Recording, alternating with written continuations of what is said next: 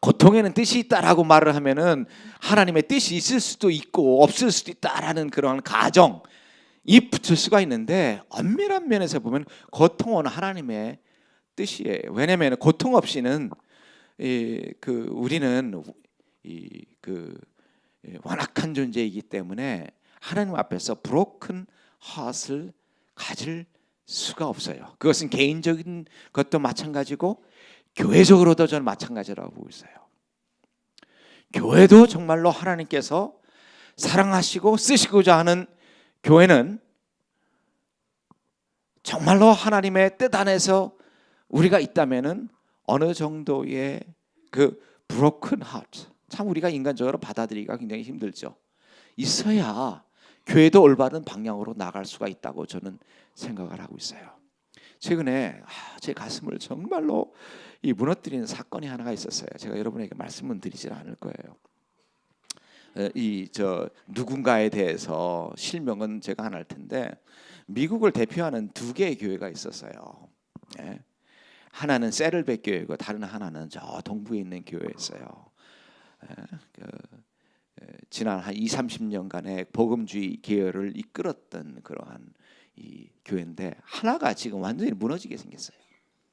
너무나도 그 교회가 잘 나갔어요. 교인도 저희 수하고 비슷해요. 미국에서 상당히 큰 교회예요. 교회도 엄청나게 잘 됐어요. 근데 너무나도 잘 나가다 보니까 하나님께서 아주 큰 스캔들을 그 목사님을 통해서 이제 스캔들이 났고, 뭐 얼마 안 됐어요. 몇 달 전에 뭐 여러 절차를 걸쳐서 본인은 부인하지만 그 스캔들이 사실이라는 이 객관적인 판정이 나가지고 지금 그 교회의 그 전체 그 모습이 완전히 풍전등화에 있다고요. 누가 잘못됐다라고 제가 손가락질 하는 것이 아니고, 우리 모두에게 다 그러한 그 위험 요소가 있어요. 우리가 하나님 앞에서 상하는 심령을 갖지 아니한다면은, 다른 말로 말해서 우리가 너무나도 잘 나간다라고 생각을 한다면은, 우리도 참 그러한 위험에 노출될 가능성이 누구에게나 있다고요. 그래서 제가 이런 질문했습니다. 또 한 교회, 세를백은 왜 그렇지 않나? 물론 거기도 어려움이 있겠죠. 근데 제가 틀릴 수도 있지만은 저 나름대로 이러한 결론이 나더라고요. 아이고, 그 목사님은 날 때부터 어려움을 가지고 난 사람이요. 세계에서 한 70명밖에 안 되는, 뭐 그분이 설교할 때는 멀쩡하게 설교하는 것 같지만은 그런 분이 어떻게 설교를 합니까? 근데 유명한 설교자예요. 근데 그 아픔을 가지고 설교를 하는 거예요. 무슨 말인지 아시겠어요? 언제 쓰러질지 몰라요. 작년에는 목회를 못 하셨어. 그 이유가 어렸을 때부터 지금 몇십 년 동안 먹고 있었던 약이 있었는데 약이 더 이상 듣질 않는 거예요. 그러니까 약을 찾으려고 1년 동안 병원에서 입원을 하셨어요. 그러니까 맞는 약이 없으니까. 그리고 몇 년 전에는 아들이 권총 자살을 했어. 이거는 그 목사 가정에서는 치명적인 그러한 약점입니다. 어떻게 목사 아들이 자살할 수 있을 것인가? 아마 한국적인 상황에서는 목회 더 이상 못할 거예요. 그렇지만은 하나님의 나라의 원리를 올바로 이해하는 그러한 사람이라면은 이 상한 심령을 우리가 가질 때에 하나님께서 더 이제 불쌍히시고 이렇게 쓴다는 거예요. 그러니까 여러분이 주위에서 어려움을 당하는 사람을 볼 때에 너무나 이빠르게 판단하지 마세요. 어떤 면에서는 어려움이 없다고 하는 여러분이 더 문제일 수도 있어요. 네? 그와 동시에 저는 사랑의 교회도 생각이 나더라고요. 참 그 어려움이 있는데 저는 이러한 기도를 계속하고 있습니다. 이 어려움이 헛된 어려움이 되지 말게 하여 주시옵소서. 어제도 이제 마지막 무슨 법원에서 히어링이 어제 오후에 늦게까지 있었거든요. 물론 뭐 이 법원에서 나오라고 하면 그것도 우리가 나가서 변호도 해야 되고 최선을 다해야 되지만은 저의 기도는 하나님 이 상황에서 하나님께서 우리를 건져내 주실 줄 믿습니다. 그리고 저는 믿고 있으면서도 한 가지 제가 이제 더 한 걸음 더 나가서 건져내 주시리라는 거에서는 하나의 의심도 저는 없어요. 건져내 주실 거예요. 그렇지만은 건짐을 받고 나서 우리의 자세는 어떠한가? 이제 그것이 저는 더 마음속에 오는 거예요.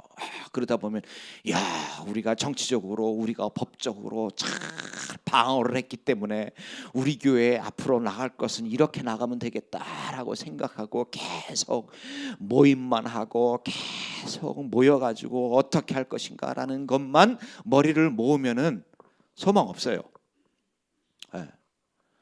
이러한 어려움을 우리들에게 하나님께서 주셨을 때는 이게 주관적인 생각일지 모르지만은 저는 하나님께서 우리로 하여금 사랑의 교회로 하여금 그 하고자 하는 일이 무엇입니까?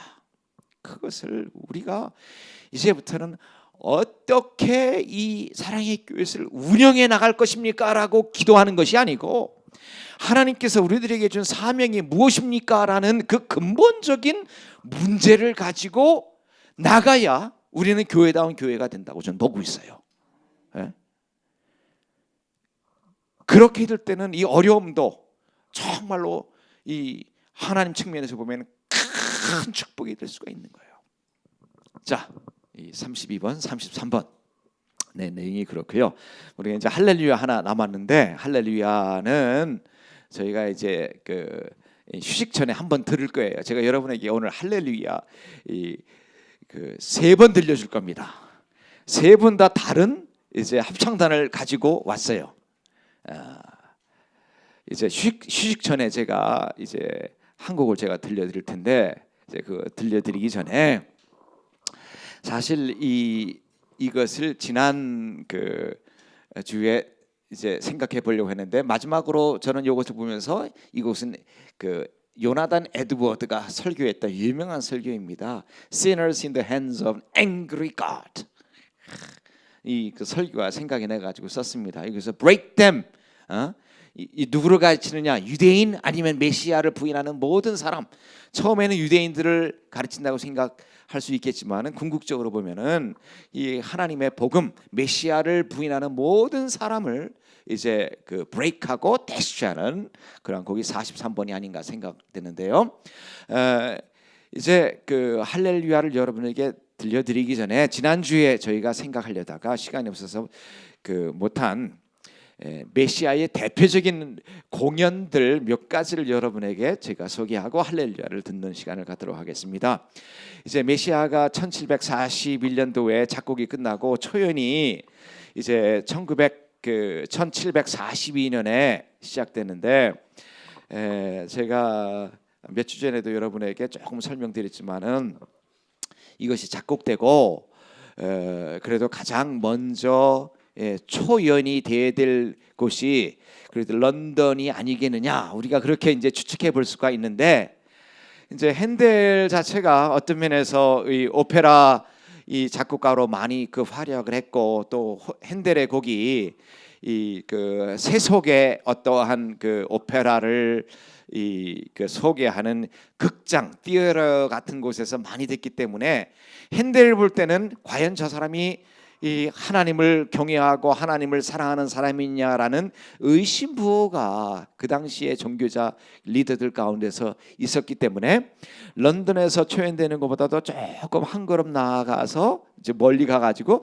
더블린이라는 곳에서 이제 1742년도에 초연이 됩니다. 근데 초연은 굉장히 성공적이었어요. 초연된 장소는 그렇게 큰 장소가 아니었는데 무려 몇 사람이 모였냐면 700명이 왔습니다. 큰 장소가 아닌데 700명이 와가지고 이제 그 초연을 이제 주관하는 사람들이 어떤 광고까지 했냐면은 남자들은 그 당시에 이제 이 귀족들은 칼을 차고 있었던 모양이에요. 칼을 차고 오지 말고 이 음악회에 오고 여자들은 여러분께서 이제 사진 같은데 보잖아요. 옛날 여자들 보면은 귀족들은 치마가 그냥 완전히 그냥 풍선같이 이렇게 크잖아요. 그 이런 치마를 입고 오면 자리를 다 차지하기 때문에 그런 치마를 입고 오지 마십시오. 그래야 많은 사람들이 앉을 수 있기 때문에 그래서 초연이 700명이 모이는 아주 성공적인 초연을 했다 이겁니다. 근데 이것은 초연 때부터 이 어떤 면에서 핸델은 오직 하나님께 영광을 돌리기 위하여서 이 곡이 공연이 이제 그 쓰임 받길 원했기 때문에 초연부터 핸델은 어떻게 이 공연을 했냐면은 감옥, 병원, 장애인들을 위한 기금 모집으로 이 공연이 이제 그 1742년에 더블린에서 시작됐어요.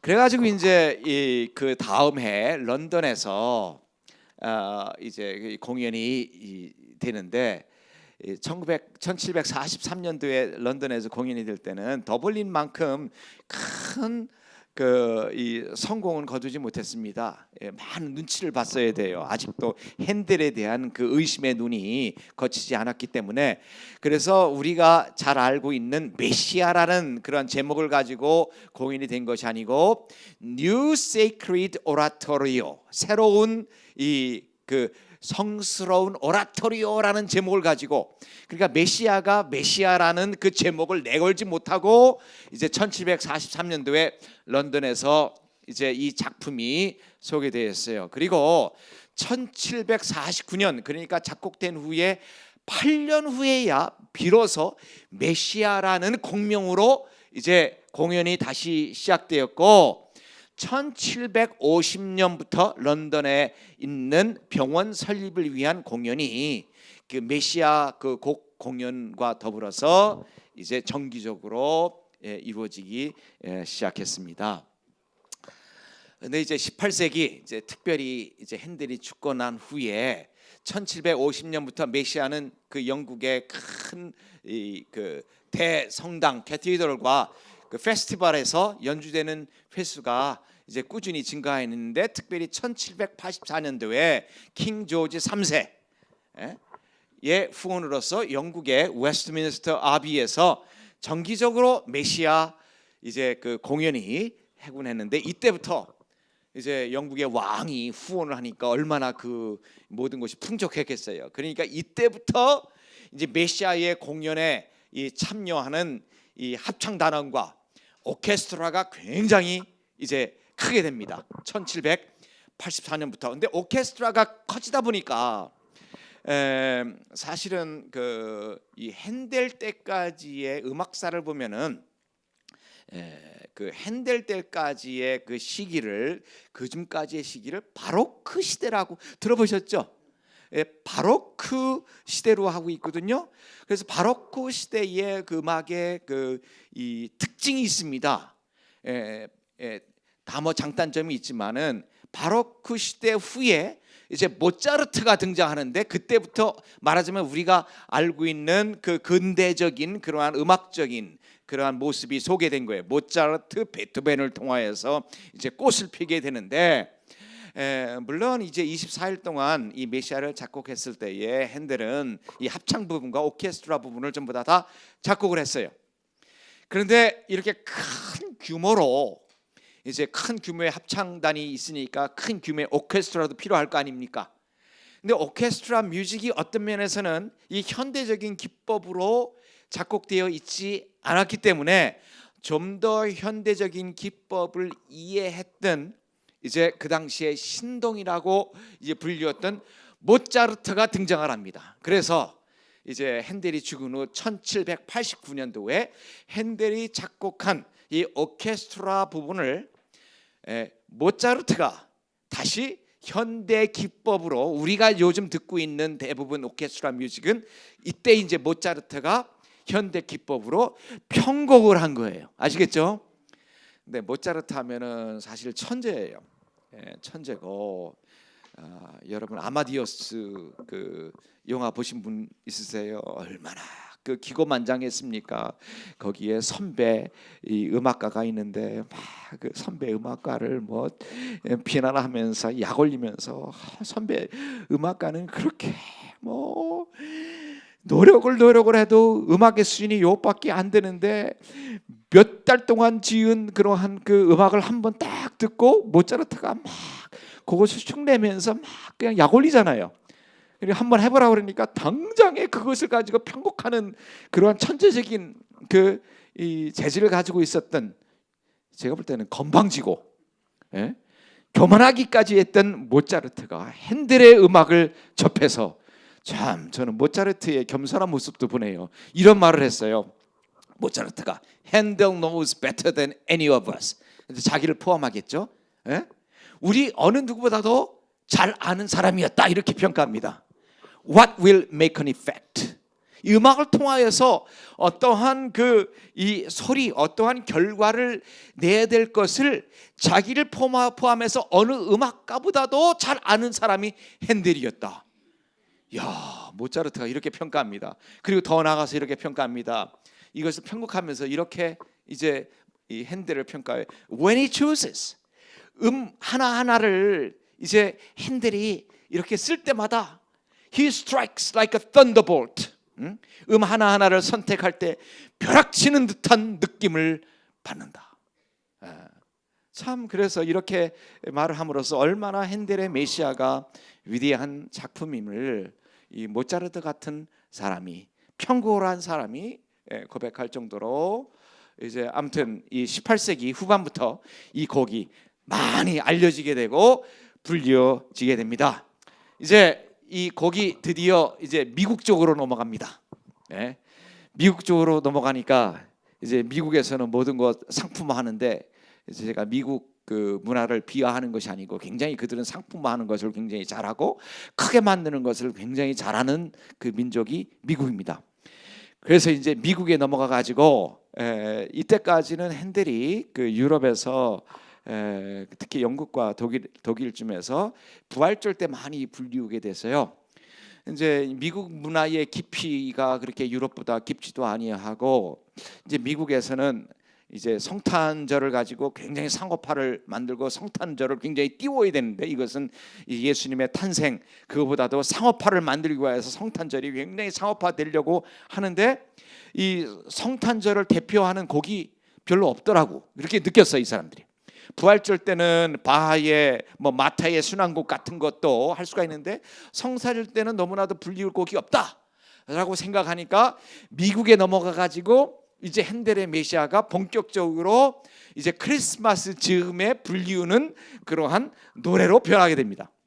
그래서 미국의 영향을 받아가지고 한국에서도 대부분 이제 이 메시아를 성탄 이제 며칠 앞두고 이제 메시아 공연이 이루어지고 있고, 저희 교회에서도 그래서 아마 12월 19일에 이 공연을 하는 것 같아요. 그리고 미국에 넘어가고부터 이 규모가 무지무지하게 커집니다. 몇백 명 정도가 아니고 몇천 명 규모로 이제 커집니다. 이 핸델의 메시아가, 이것이 어떤 면에서는 19세기의 이 핸델의 메시아의 이 모습이었어요.